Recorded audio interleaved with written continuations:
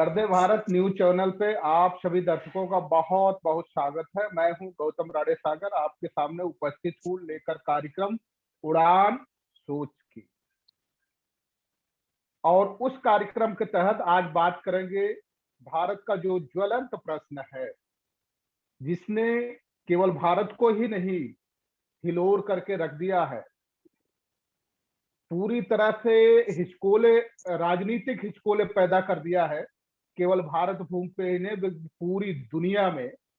और उस दुनिया को, जिस दुनिया के लोग जमहूरियत को तवज्जो देते हैं, जमहूरियत को एक ऐसा मार्ग मानते हैं, जो ये लगता है वो मानते हैं कि अरिस्टोक्रेसी को खत्म करने के लिए जमहूरियत को महत्व देते हैं।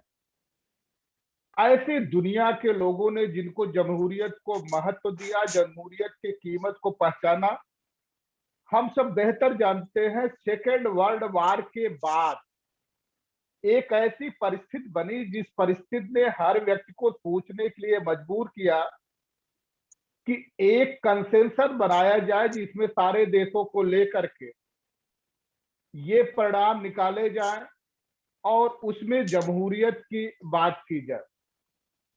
आज भी यूएनओ के चार्टर्ड पे सिग्नेचर करने वाले बहुत सारे देश हैं, जिन्होंने जमहूरियत को महत्व दिया है, जमहूरियत के महत्व को समझा है और अपने देश में जमहूरियत के आधार पे वहां की शासन प्रणाली चलाना चाहते हैं, शासन व्यवस्था चलाना चाहते हैं। आज जिस मुद्दे पे हम बात करेंगे वो मुद्दा है कृषि कानून। क्या यह फसलों और नस्लों को बर्बाद करने का एक सबब है?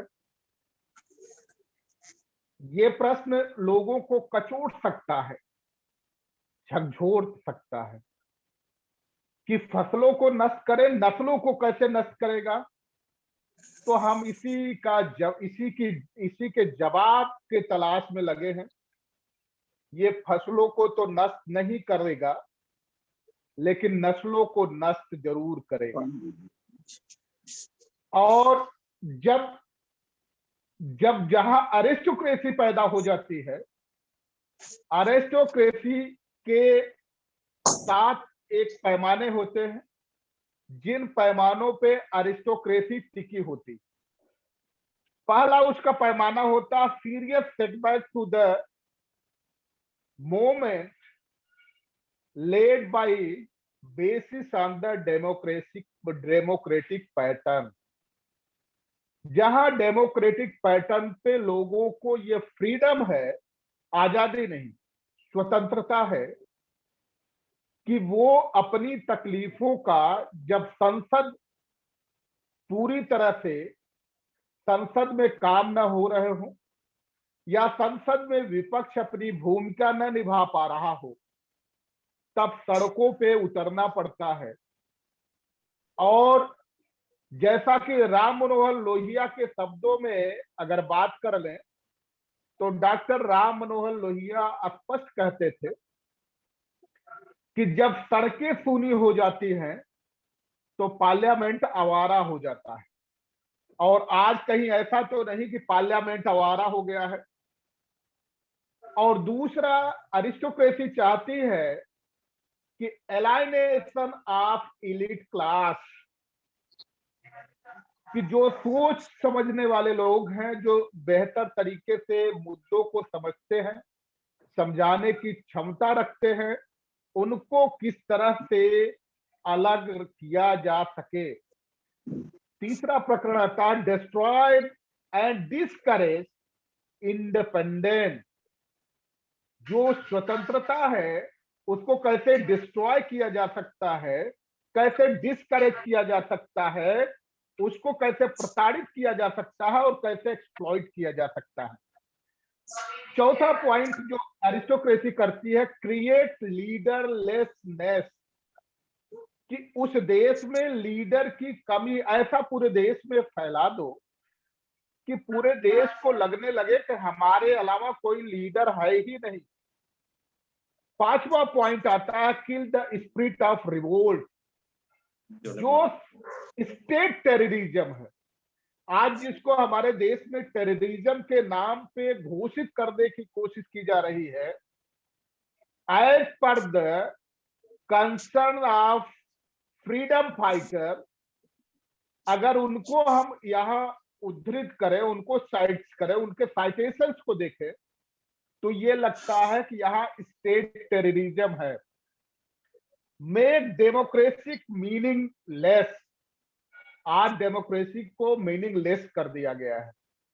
Keep the country poor and backward, ये 7 फार्मूले होते हैं जो अरिस्टोक्रेसी के फार्मूले हैं। इन्हीं फार्मूलों पे आज हम तलाशेंगे क्या वास्तव में हमारे देश में अरिस्टोक्रेसी पैदा हो गई है, और वो अरिस्टोक्रेसी क्या डेमोक्रेसी को खत्म करना चाहती है।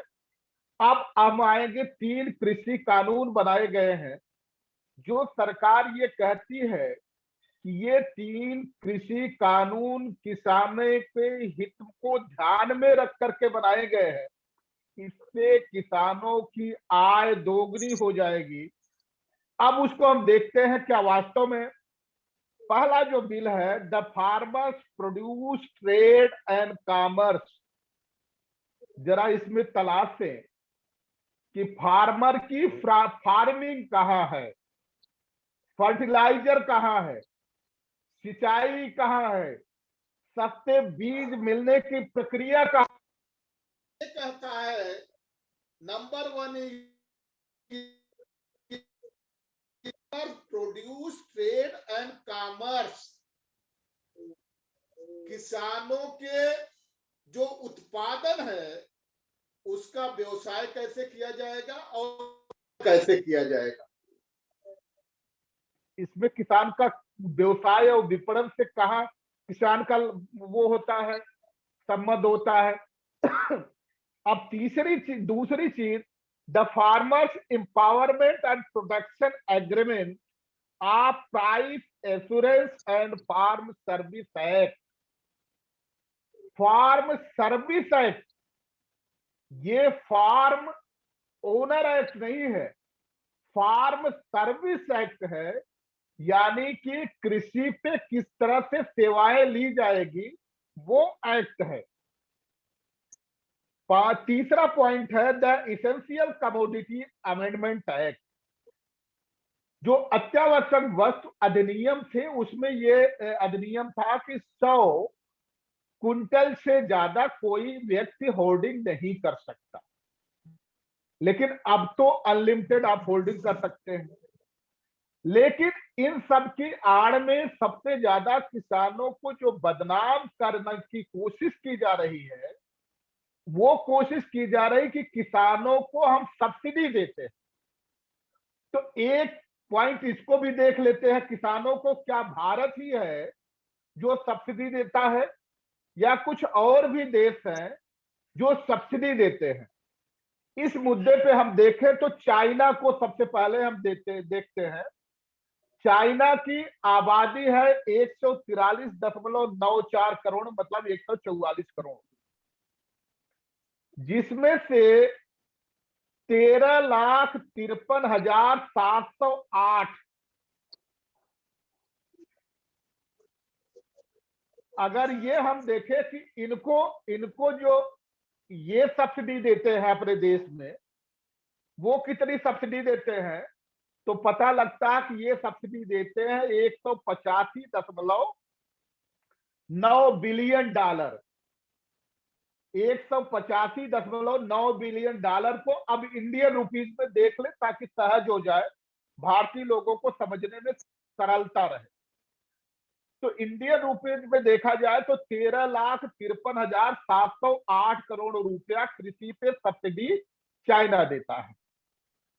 अब यूरोपियन यूनियन की बात कर ले, जो 101.3 बिलियन डॉलर सब्सिडी देता है अपने देश में, मतलब 7,35,078 करोड़ सब्सिडी देता है, और इस देश की पॉपुलेशन है 44.87 करोड़।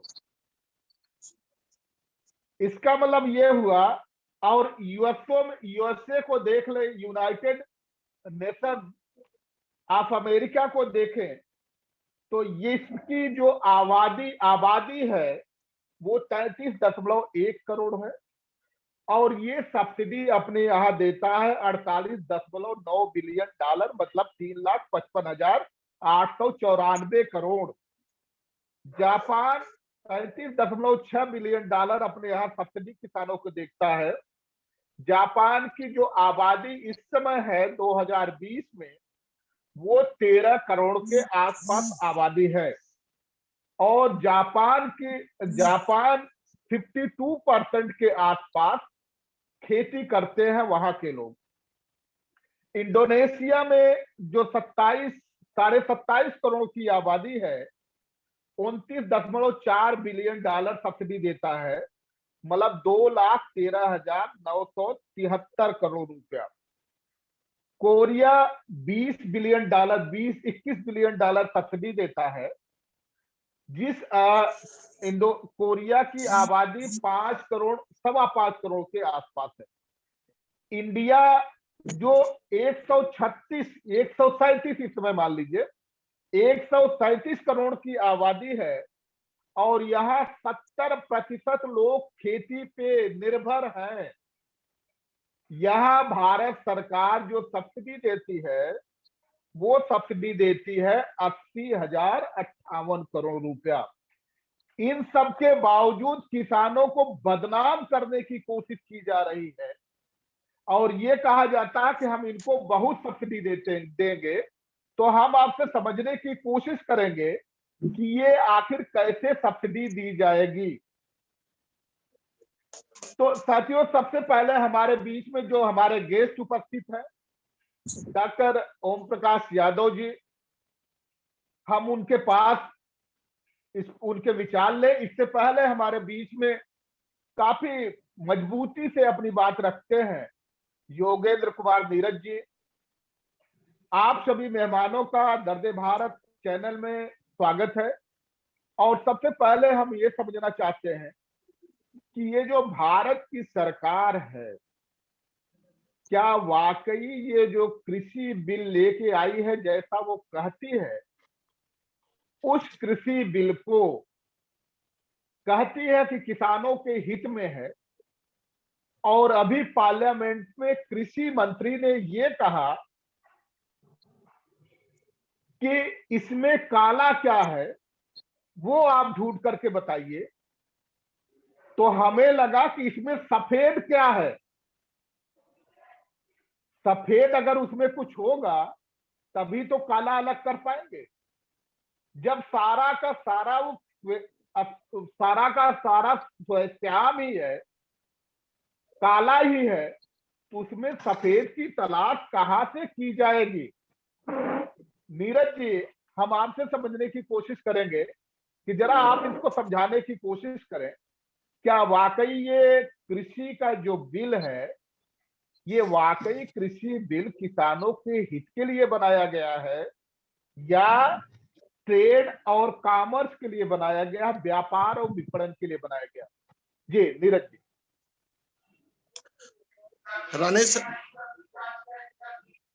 राणे साहब,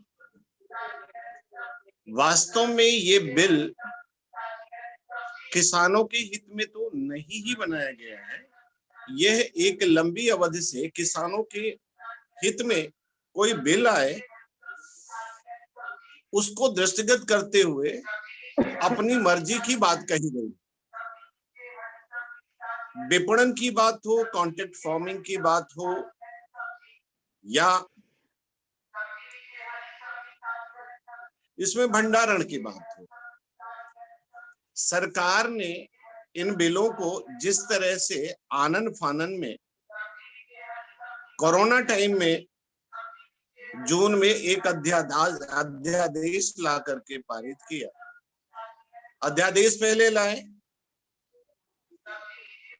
फिर सदन के दोनों सदनों में भी ये उस ढंग से नहीं पारित हुआ जिस तरह से होना चाहिए था, और वहीं से उनकी मंशा जाहिर हो गई।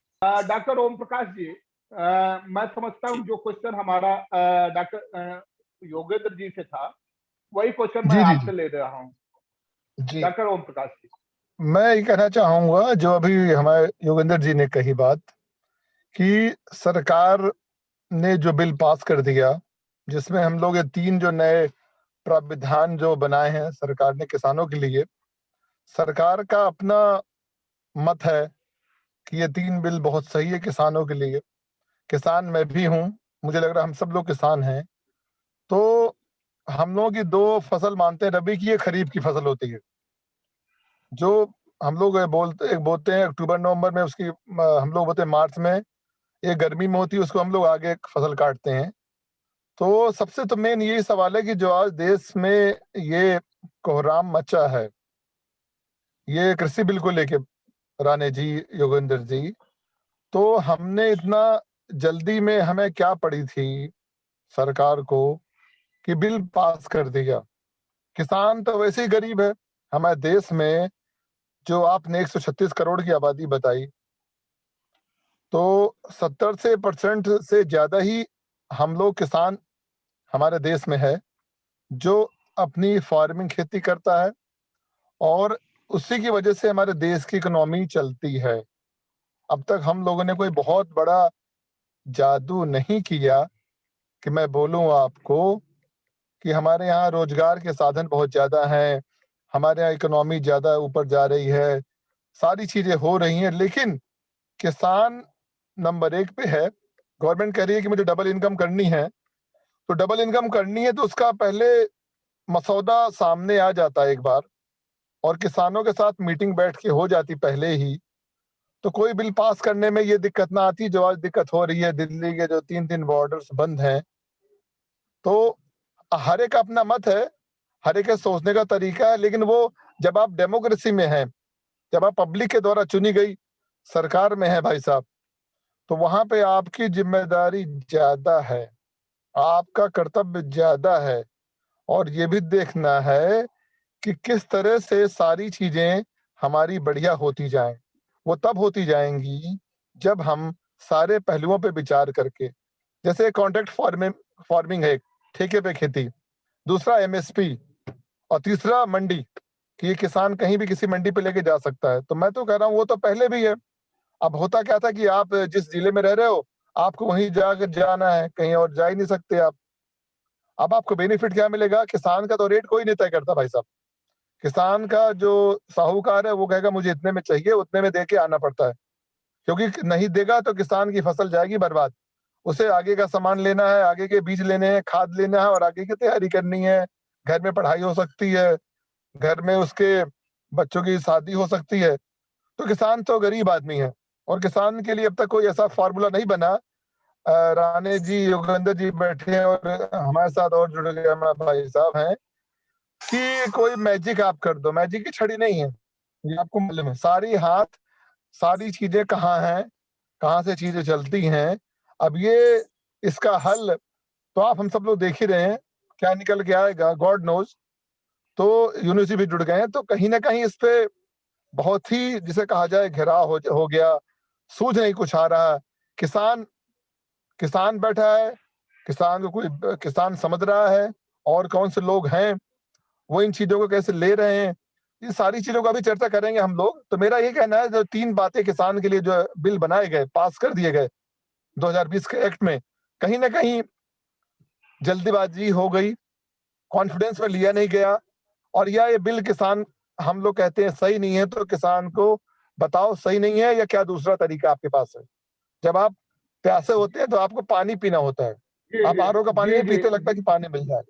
हाँ योगेश जी, हम आपसे समझने की कोशिश कर रहे थे कि आप जिस तरह से एक तरफ दावे प्रस्तुत किए जा रहे हैं, ये किसानों के हित में है। कोई मुझसे बैठ करके बात कर ले, और इसमें अगर कुछ संशोधन की जरूरत है तो संशोधन किया जाए। तो 2 लाइनें याद आती है, उसी के आधार पे हम आपसे आपके विचार लेंगे। अपील भी तुम, दलील भी तुम, गवाह भी तुम, वकील भी तुम। गवाह भी तुम, वकील भी तुम। सियासत ने ये हक दिया है तुमको, जिसे चाहो हराम कह दो, और जिसे चाहो हलाल करो। क्या यही इसकी आ गया है क्या हमारे जो डेमोक्रेसी में? कहीं ऐसा तो नहीं उस डेमोक्रेसी में ऑटोक्रेसी घुस गई हो और जो अपनी दलील और अपनी अपील, अपना न्याय, अपना सब कुछ कर रही है? तो क्या राणे ये साहब, डेमोक्रेसी का प्रोसेस बात है? जो कही है वो सही कही है। ये वकील भी खुद ही हैं, जजमेंट देने वाले भी खुद ही हैं, और ये तीनों कृषि बिल जिस प्रकृति में ये लाए गए, और तीनों में ही पहले में ये बात करते हैं, विपणन की बात करते हैं, और ये कहते हैं कि साहब मंडियां चलती रहेंगी, एमएसपी की बात लेके आते हैं। स्वामीनाथन कमीशन की कमेटी की रिपोर्ट लागू करने में इनकी परेशानी खड़ी हो जाती है। और एमएसपी की बात भी 6% की केवल उससे जो है गेनिंग है जो फार्मर्स है। 23 कमोडिटीज के अगेंस्ट में 2-3 कमोडिटी ऐसी हैं जिनपे की जैसे गेहूं, धान और कपास से मिल पाता है। किसान ने ये देखा कि आज की डेट में जो ये मंडियां हैं, और इन्होंने जो स्वामीनाथन कमेटी की जो रिपोर्ट है उसको तो अप्लाई नहीं किया, और एमएसपी की ये गारंटी लेते हैं, लेकिन इनका क्या भरोसा है? इन्होंने जितने भी अपने प्रोमिसेस की वो कभी फुलफिल नहीं हुए कंट्री में। चाहे वो इन्होंने रोजगार देने की बात कही हो, चाहे इन्होंने 15 लाख रुपए देने की बात कही हो, तो ये सब बातें इनकी जो सामने आई है एक पूरे भारतवर्ष की जन समुदाय के सामने, तो इनकी बातों पे तो कोई भरोसा कर नहीं सकता। दूसरी चीज, इनकी एक्टिविटी जो रही है वो रही है जिस तरह से रोजगार की जगह इन्होंने रोजगार के खत्म कर दी, तो वो ट्रस्ट नहीं डेवलप हो पाया। और किसानों ने ये देखा कि आज की डेट में अगर मंडियां खत्म हो जाती है, शनै शनि खत्म हो ही जाएंगी, एमएसपी लागू नहीं होगी, उसके ऊपर उन्होंने कहा लाख हमें बना के दे दो साहब, उस पर एग्री नहीं है। सेकंड थिंग इन्होंने जो कही वो भंडारण की और कॉन्ट्रैक्ट फार्मिंग की। कॉन्ट्रैक्ट फार्मिंग में ये आप हम सभी जानते हैं कि पंजाब के वे किसान जिन्होंने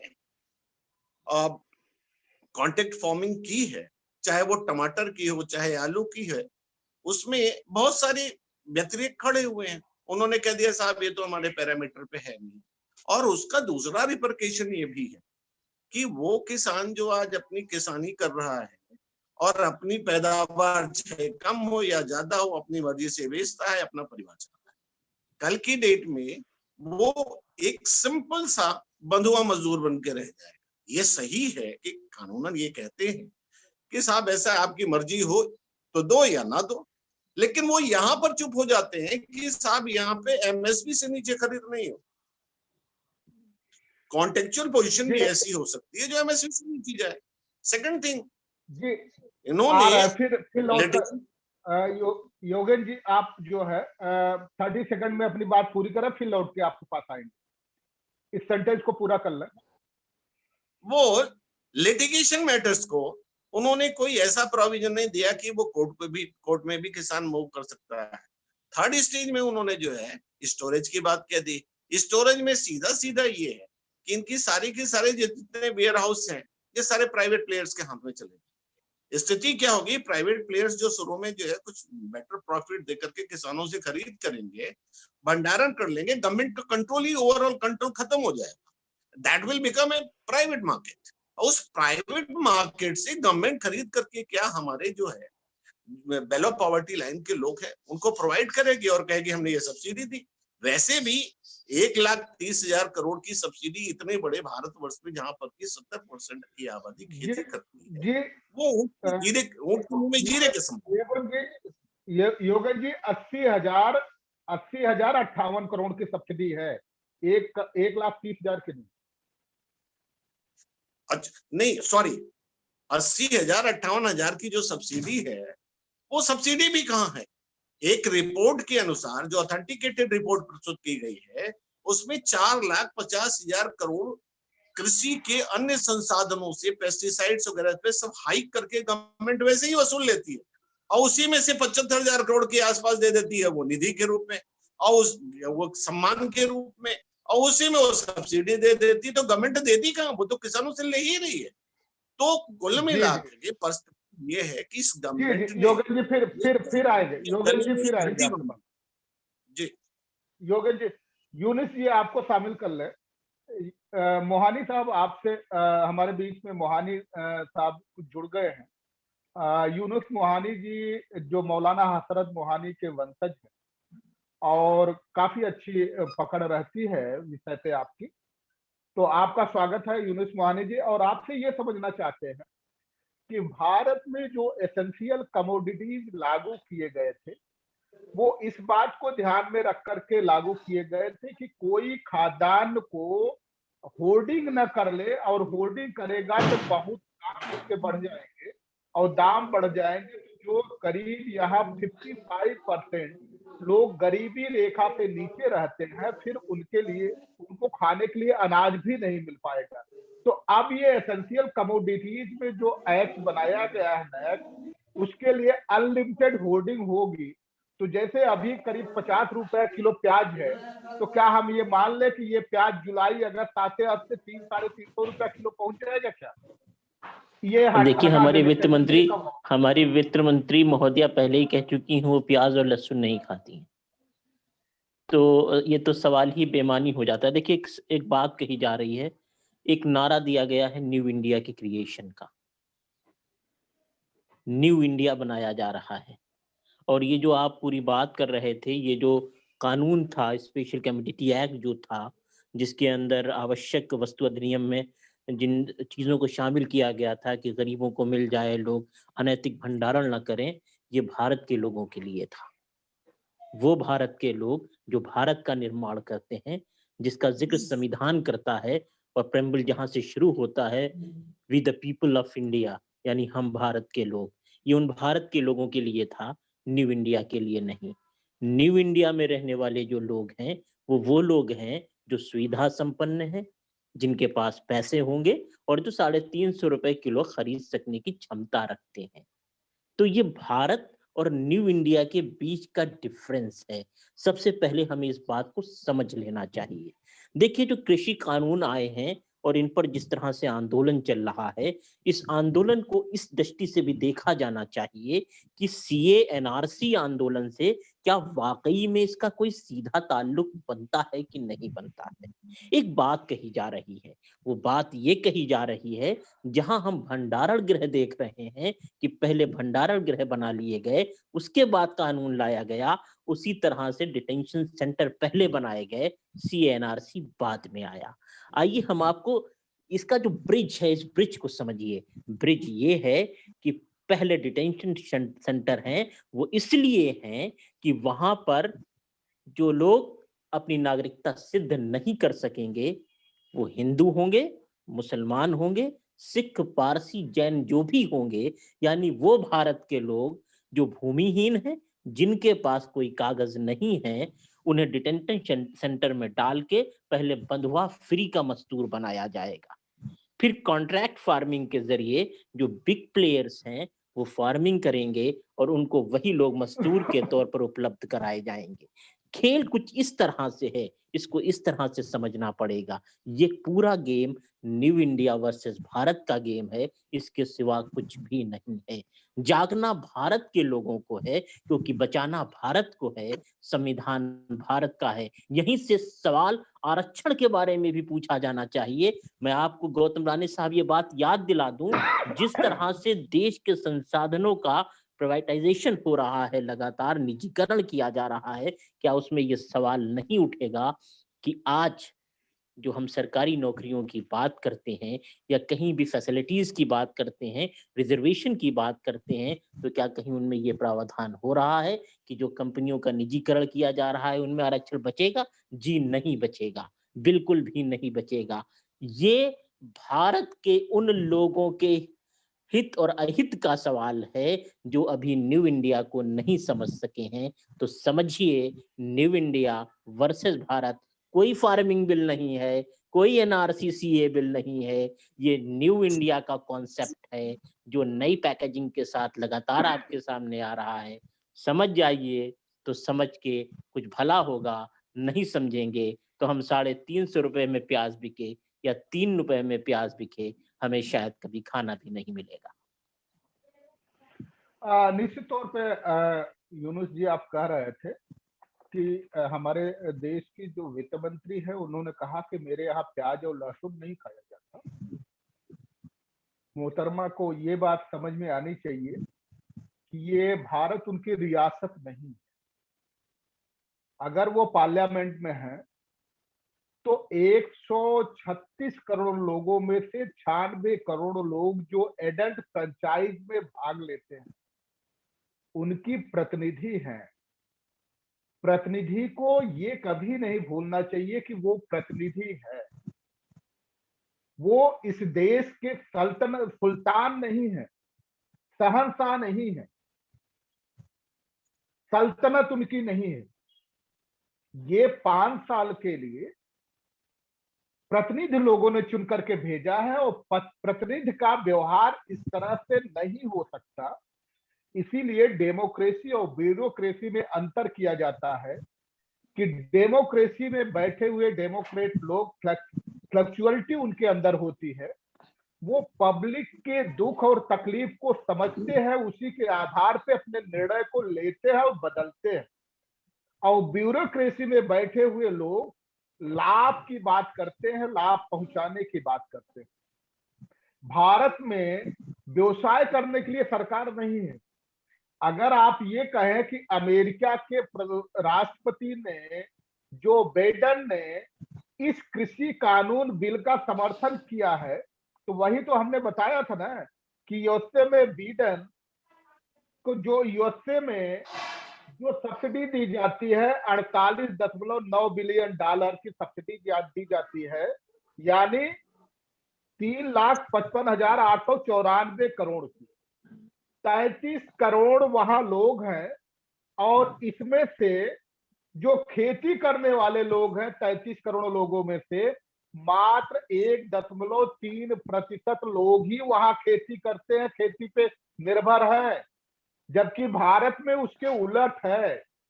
भारत में 70% लोग खेती पे निर्भर हैं। तो जो बाइडेन का समर्थन करना, जो बाइडेन अपने देश को कैपिटलिस्ट देश बनाना चाहते हैं, और ये भारत कैपिटलिस्ट देश नहीं है, ये डाइवर्सिटीज में यूनिटी है। इस बात को समझना चाहिए। अगर इस बात को कोई नकारता है तो निश्चित तौर पे वो लोकतंत्र को नकार रहा है, और लोकतंत्र को नकारने वाले की पहचान तो बननी ही चाहिए।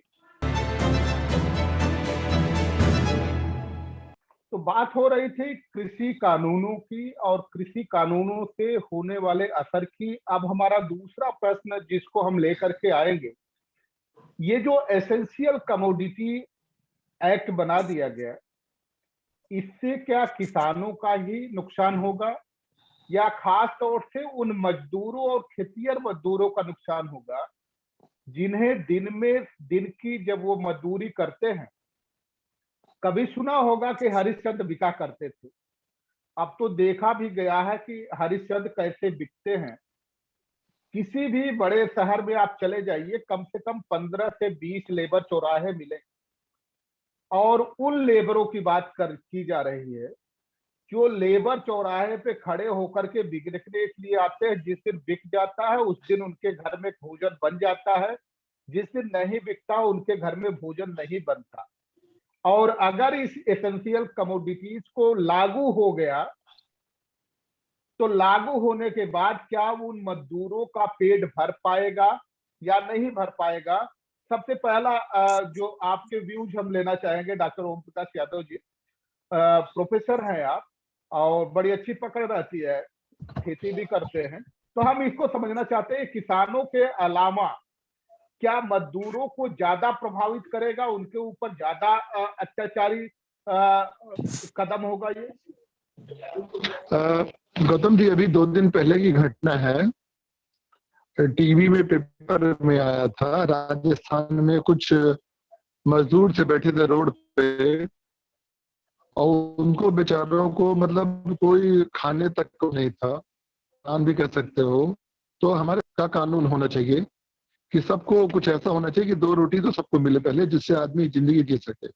ये जो आपने बता दिया essential commodity act, essential commodity act जो गवर्नमेंट ने बनाया कि सारी चीजें जरूरी रूप में ये चीजें आ जाए, जैसे गेहूं है, धान है, बाजरा है, ज्वार है, जो सारी चीजों की जो बात कर रहे थे आप, गवर्नमेंट ने एक्ट में बनाया इस कृषि में।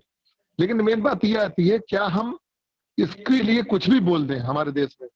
हमारे, आप दिल्ली में की सड़कों में जाइए, आप पूरे भारत में, पूरे हिंदुस्तान में, जहां जहां के रोड में जो आपने बात की, रात में चौराहे में, हर जगह आपको गरीब बैठा हुआ मिल जाएगा, आपको भिखारी मिल जाएगा।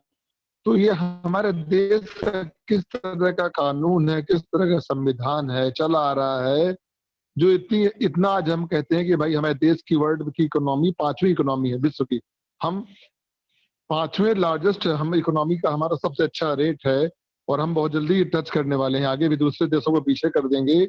और एसेंशियल कमोडिटी तो आप कुछ भी बना दीजिए, आपने कर दिया 3 कानून में, ठीक है, लेकिन जो चौराहे पे, जो रेड लाइट पे, अभी भी मैं निकल के आया हूँ, आप भी निकल के जाएंगे, उन जो बेचारे भिखारी हैं, मैं नहीं कहना चाहिए, हमारे लोग हैं, परिवार के लोग हैं, ये कब कोई जगेगा भाई साहब? योगेश जी, हम आपसे समझने की कोशिश करेंगे। ये तो एक तरह से इसको साजिश मान लिया जाए, गरीबों के प्रति, उनको भूखे रखने के प्रति।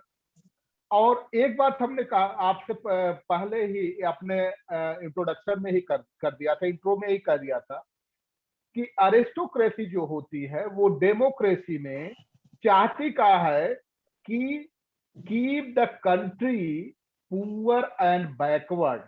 ये अरिस्टोक्रेसी का एक इथिक्स है। तो क्या हमारे देश में डेमोक्रेसी के नाम पे अरिस्टोक्रेट जो बैठे हैं, वो वास्तव में इस देश को गरीब और पिछड़ा रखना चाहते हैं क्या? यदि वो रखना चाहते हैं तो इस पिछड़ेपन जिनको रखा जा रहा है, क्योंकि डेमोक्रेसी में अधिकार उनका है, तो वो कैसे उभर करके आएंगे, वो क्या मार्ग हो सकता है, वो हम समझना चाहते हैं। जी योगेश जी। गौतम जी, इनफैक्ट ये थोड़ा ब्रॉडर स्पेक्ट्रम में देखना होगा। इस गवर्नमेंट की जो अपनी वर्किंग है, वो वर्किंग, ये तो किसान बिल में ये फख्र की बात इस देशवासी के लिए, किसी भी देशवासी के लिए होना चाहिए कि किसान बिल को समझ करके किसान सड़क पर आ गए हैं, और वो एजिटेशन कंटिन्यू 72 डेज से कर। वास्तव में ये लड़ाई आम नागरिक की है, उन कमोडिटीज से इफेक्ट पड़ना है इसी भारत की जनता पे, और मूलतः उसको पड़ना है जो कि मजदूर वर्ग है और मिडिल क्लास है और लोअर मिडिल क्लास है। कैसी है, मैं आपको अपने हिसाब से बता रहा हूं जो मैंने समझा है। इस गवर्नमेंट ने सबसे पहले आने के बाद से, यदि आपको ध्यान हो, तो वो सारे बिल उन्होंने, सारे के सारे जो कानून जो ब्रिटिश पीरियड के थे, जिसमें की रिलेटेड सारे के सारे लॉज थे, उनको ही फूंक दिया, खत्म कर दिया। सेकंड, इन्होंने क्या किया कि इन्होंने कंट्री में एक ऐसा अनरेस्ट क्रिएट किया कि हर जगह अपनी बात को ही रखा जाए। वो कैसे रखा जाए, वो मीडिया इन्होंने मैनेज की। थर्ड थिंग, इन्होंने क्या की, जुडिशरी को, अदर गवर्नमेंट एजेंसीज को इतना डराया कि वो सारे के सारे इनके कहे अनुसार चलने लग गए हैं। ये अपरोक्ष रूप से मैं ये कह सकता हूं, जो डिसीजंस आ रहे हैं, जो एजेंसीज वर्क कर रही है, चाहे वो सीबीआई हो, चाहे एनआईए हो, चाहे ईडी हो, या चुनाव आयोग है, कोई भी एजेंसी स्वतंत्र नहीं रहेगी। तो डेमोक्रेसी को तो इन्होंने खत्म कर दिया। मैं उस पॉइंट पे आता हूं, इसके पैरेलल इन्होंने क्या किया, एजुकेशन को कॉस्टलियर और कॉस्टलियर किया, सारे के सारे जो असिस्टेंस थी वो खत्म कर दी। एम्प्लॉयमेंट को, जो जनरेशन के पॉइंट्स थे उसको उन्होंने खत्म कर दिया। वहां से जो भीड़ निकली वो किनकी थी, वो middle class, lower middle class और वो मजदूर वर्ग की थी। रही सही कसर इन्होंने कोरोना की, इन्होंने सारे के सारे मजदूर जो भाग करके आ गए, इसको इतना भयावह बनाकर जो प्रोजेक्ट किया, और उनके साथ जो दुर्दशा हुई, इसमें इस गवर्नमेंट की नीति नजर आती है।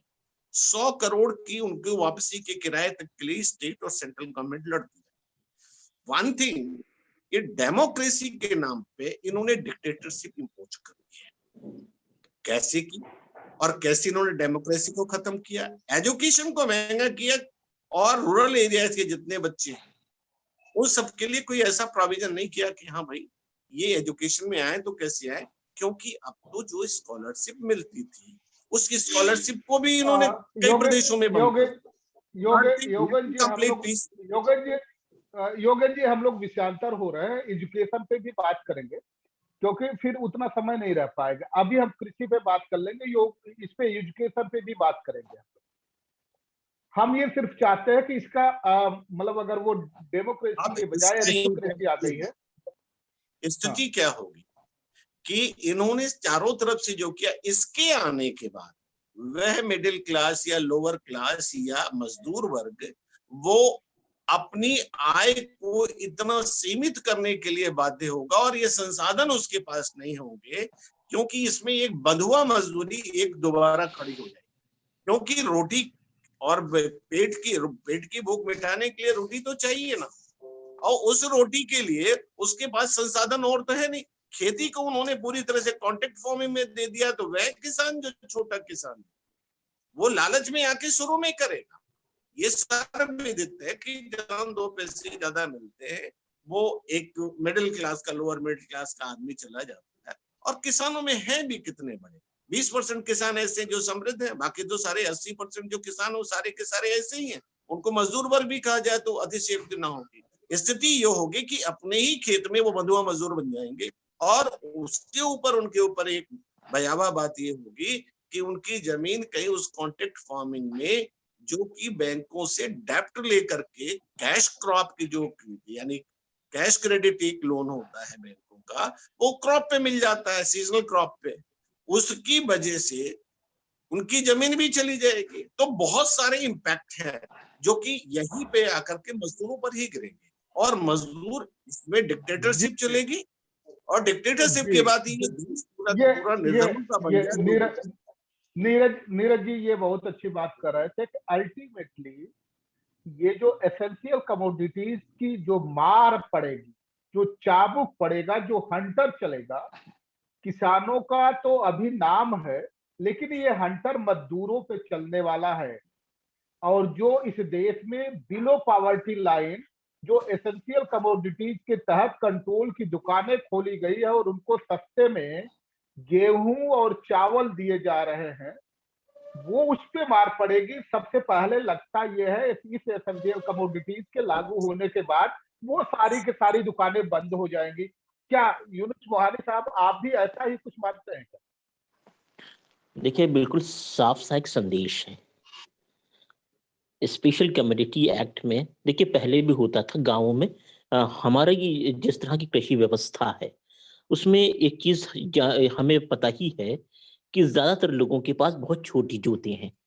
कुछ लोग जो पहले भूमिहीन थे बाद में उन्हें पट्टे हुए, वो पट्टों की जो रकबा है वो 2 बिस्वे, 1 बिस्वा, इस तरह की खेती की जो अब ऐसे लोग, हमेशा से यही होता रहा है कि वो अपना गल्ला जो कुछ भी उगा पाते हैं, उससे पहले ही उनके ऊपर उससे ज्यादा कर्ज होता है, तो उसे तुरंत बेच के उन्हें वो कर्ज अदा करना होता है। तो वहां पर जो बड़ा भंसारी होता है, जो अभी तक अवैध तरीके से भंसार कर रहा था, तो वो डरते डरते उनकी फसल खरीद लिया करता था। अब वो खुलेआम उनकी सारी फसल खरीद लेगा और वो एजेंट बन जाएगा बड़ी कंपनियों का। कुल मिला के सिर्फ नुकसान होना है उस छोटे आदमी का। इस तरह से तो एक ये फर्जीवाड़ा होगा। होगा क्या कि अब गेहूं को उन्होंने 9 रुपए किलो खरीदा किसान से, बड़ी कंपनी ने जो बिचौलिया बीज का जिसको ये मारने की बात कर रहे हैं, लेकिन प्रधान के जरिए, यहां पे प्रधान जो डेमोक्रेटिक व्यवस्था में, पंचायती राज व्यवस्था में चुन कर जाएगा जनता के लिए, वो इनके लिए एजेंट का काम करेगा। कॉन्ट्रैक्ट फार्मिंग के अंदर जो हमारे यहाँ का ग्राम प्रधान होगा, गौतम राणे जी, जान लीजिए वो कॉन्ट्रैक्ट फार्मिंग में वो व्यक्ति एक एजेंट का काम करने जा रहा है। वो ग्राम प्रधान सबके आधार कार्ड जमा कराएगा, सबकी जोत बही जमा कराएगा, उठा के सब एक साथ बिकवाएगा। ये उसका काम होगा, उसका मजबूत कमीशन होगा इस कार्य के लिए, कोई धन्य बाय नहीं भागेगा। एक चीज तो ये होने जा रही है। अब सरकार कहेगी कि हम तो खरीदते नहीं है, हमारे पास तो कोई भंडार नहीं है, तो अब ऐसा करते हैं, हम आपको कैश ट्रांसफर कर देते हैं। जो सब्सिडी हम आपको देते थे वो कैश ट्रांसफर लेंगे और डायरेक्ट, इसमें कोई बिचौलिया नहीं होगा। अगर हम 1 रुपए केंद्र सरकार से जारी करेंगे तो 1 रुपए आपके खाते में जाएगा। बिल्कुल सही बात है, लेकिन वो रकम क्या, वो 16,000 रुपए किलो के गेहूं की रकम होगी? जी नहीं, वो रकम होगी 5 रुपए किलो चावल और 3 रुपए किलो गेहूं की रकम होगी वो। और वो 20 रुपए, 100 रुपए, 300 रुपए 1 साल की इकट्ठा करके आपको 1000 रुपए कैश आपके अकाउंट में डाल दिए जाएंगे और आपसे फिर कहा जाएगा कि देखिए हमने अपना काम तो ईमानदारी से किया है, अब उन 1000 रुपए से चाहे आपको 1 दिन का राशन मिले, 1 समय का राशन मिले, ये अब आपकी जिम्मेदारी है कि आप कैसे करते हैं, लेकिन हम अपना काम ईमानदारी से कर रहे हैं, हमारे पास कोई भंडारण नहीं है क्योंकि हम तो कुछ खरीदते नहीं है। एक तो चीज ये हो गई, ये है मतलब एसेंशियल कमोडिटी एक्ट। इसको इस तरह से समझना होगा, यानी भुखमरी की तरफ आपको ढकेला जाएगा। जब आप हताश हो जाएंगे, आपके पेट में अन्न नहीं होगा, तो फिर आप क्या करेंगे? तब आप आंदोलन नहीं करेंगे। भूखे 2 ही चीजें होती हैं, या तो भूख क्रांति ला देती है या तो भूख गुलाम बना देती है। अब देखना ये है कि क्या भूख वाकई में क्रांति लाएगी और बिल्कुल बदलाव ला देगी, या फिर भूख गुलामी की तरफ ले चलेगी। लेकिन हमारा जो इतिहास रहा है, उस इतिहास में हम ये भी देखते हैं कि पहले हम गुलामी की तरफ जाते हैं। क्रांति हमारे यहाँ बाद में आती है क्योंकि हमारे यहाँ धार्मिक अफीम का जो नशा है वो बहुत तेज है। ये कड़वी बात है, इसे समझना होगा। ये जो हमारा सामाजिक ताना बाना है, उसके अंदर जिस तरह से धार्मिक अफीम हमें पिलाई जा रही है, जिस तरह से लोगों को बांटा जा रहा है, आपसी नफरत को बढ़ाया जा रहा है, वो सिर्फ इसलिए कि आप भटके रहें, आप जो इश्यूज हैं उनसे दूर रहें। किसानों को कभी खालिस्तानी कह दिया जाएगा, कोई आएगा उसे पाकिस्तानी कह दिया जाएगा, किसी को कुछ कह दिया जाएगा, राष्ट्रवाद का एक छद्म आवरण बनाया जाएगा और एक पैकेट होगा, अगर उसके अंदर आप फिट हो गए तो आप राष्ट्रवादी, अगर उसको अनजिप रहा तो आप देशद्रोही हो जाएंगे। तो अनजिप पैकेट के बाहर वाले जो लोग हैं वो आंदोलन करते नजर आएंगे, और जो जिप के अंदर बंद हो जाएंगे उन्हें राष्ट्रवादी के कैटेगरी में डाल दिया जाएगा। भूखे वो भी होंगे, लेकिन वो पैकेट से कहीं उनकी शर्ट का कोना बाहर ना आ जाए, इस डर से बेचारे बोल नहीं सकेंगे क्योंकि उन्हें राष्ट्रवादी बने रहना है। सिर्फ सवाल ये है। तो ये एक्चुअल में ये जो पूरा कानून है, इस कानून में आप कहें कि इसमें काला क्या है, तो साहब नियत काली है, आपकी सोच काली है, आपने इसे जिस तरह से थोपने की कोशिश की है वो काली है। आप आय दोगुनी कर देने की बात करते हैं, किस तरह से करेंगे? आपके पास कोई मसौदा नहीं है। क्या दोगुना कर देना चाहते हैं? आप कह रहे हैं अरहर की दाल आप भर लीजिए, आलू जो किसान सड़ा कर फेंकता है, उन्होंने बड़े बड़े अपने वेयर हाउसेस बना लिए हैं, कोल्ड स्टोरेजेस बना लिए हैं, वो प्रोसेस करके बेचेंगे। 1 किलो आलू जिसके ऊपर लिखा होगा कि इसमें ये चीज है, इतनी शुगर, इतनी फलाना, इतना ढिमक, फला खेत में पैदा हुआ है, इतने दिनों में पैदा हुआ है, ये खाद डाली गई है, सिर्फ ये बात इस पे डिस्क्राइब किया जाएगा उस पैकेट के ऊपर, और वो आलू 2000 रुपए का 1 किलो होगा, और आप 100 ग्राम आलू अपने घर लेके आएंगे 200 रुपए का खरीद के। आप इसके लिए तैयार हो जाएं, चिप्स के दाम में अब आप आलू खरीदने जा रहे हैं। ये है एसेंशियल कमोडिटी एक्ट। जी जी, बहुत बहुत धन्यवाद। अब चूंकि मुझे समराइज भी करना पड़ेगा, समराइज करने से पहले मात्र 30 सेकंड में एक पंच लाइन लेना चाहेंगे, इसका इलाज क्या है? डॉक्टर ओम प्रकाश यादव जी। जी गौतम जी, इसका इलाज यही है कि बहुत ही जल्दी हमारे स्थिति में कानून को लेके जो गतिरोध बना है उसको पहल करके किसी तरह द एंड करना चाहिए, जिससे देश में सारी चीजें, मूलभूत सुविधाएं शुरू हो सके। जैसे किसको पहल करनी है ये आपको मालूम है, मुझे कहने की आवश्यकता नहीं है। और इसमें जितना जल्दी हो सके, देश का नुकसान हो रहा है, हमारी आर्थिक स्थिति का नुकसान हो रहा है, रोजगार का नुकसान हो रहा है।